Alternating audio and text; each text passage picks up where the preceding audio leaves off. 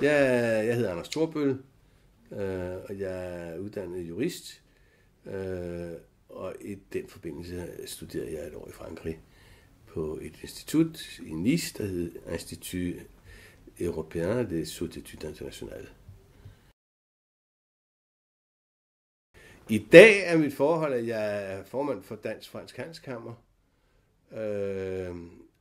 og specielt at jeg er gift med en fransk pige, som jeg fandt, da jeg læste i Frankrig.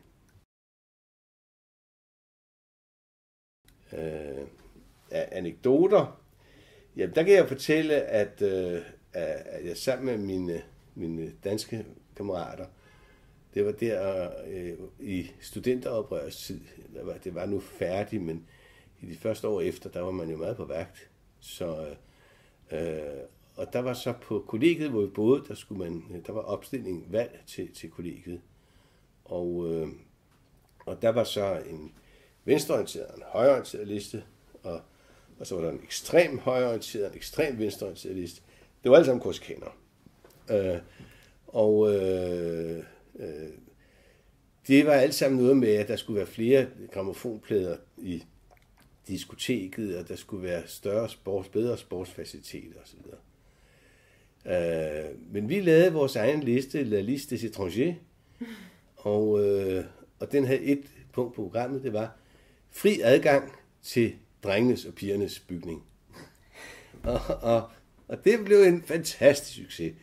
Men det blev så stor en succes, at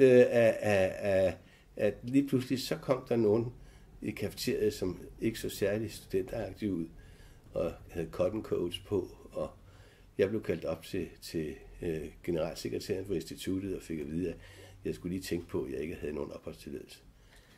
Så standsede det der. Så det var vores studenteroprør.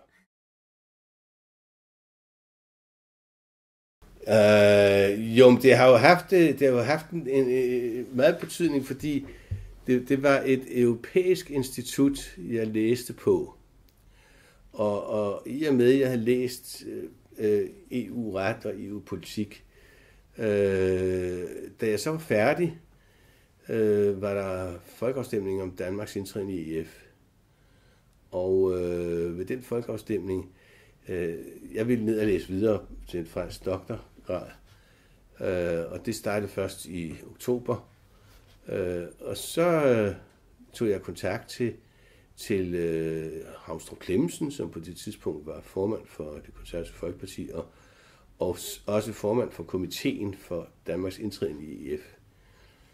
Og jeg sagde, at jeg ville gerne lave jeg havde læst i Frankrig om EU-ret og EU-politik, og jeg ville gerne lave folkeafstemningskampagne.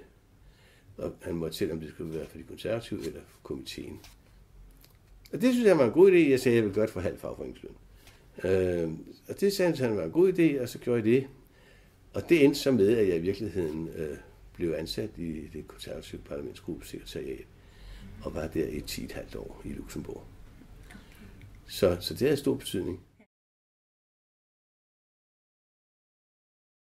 Jamen, jeg synes sådan set, det er et fortrinligt initiativ. For mit vedkommende vil jeg nok mest bruge det internationalt. Altså, jeg synes, det kan være en vældig fordel, hvis man rejser til et land, hvor man ikke har et stort netværk, og så måske kunne gå ind og se, om der er nogen, man kan have glæde af, og kan have glæde af at møde en, og man kan have glæde af at møde, og på den måde bruge det.